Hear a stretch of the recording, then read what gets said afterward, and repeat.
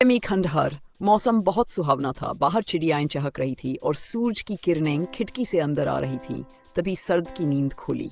उसे कहीं जाना था, यह सोचकर वह खुशी से जग उठा।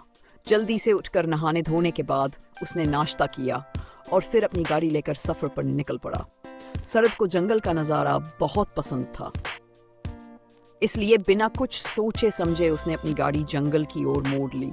लेकिन चलते चलते वह रास्ता भटक गया। काफी दूर जाने के बाद उसकी गाड़ी का पेट्रोल खत्म होने लगा तो उसने गाड़ी रोक दी।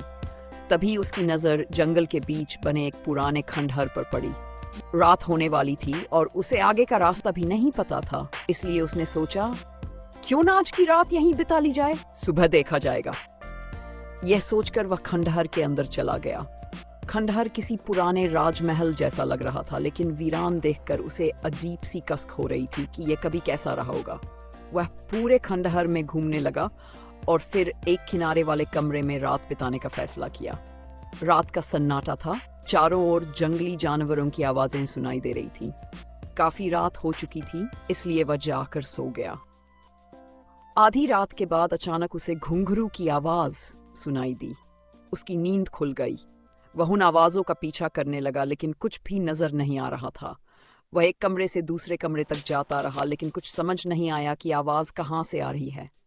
वह घबराकर एक कमरे में बैठ गया। उसे भूख भी लगी थी और डर के मारे नींद भी नहीं आ रही थी।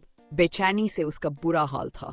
उसने अपनी आंखें बंद करने की कोशिश की, लेकिन तभी उसे घुंघरू की आवाज अपने बेहद पास सुनाई दी। उसने झटके से आंखें खोली तो देखा कि उसके सामने भोजन की थाली रखी हुई थी।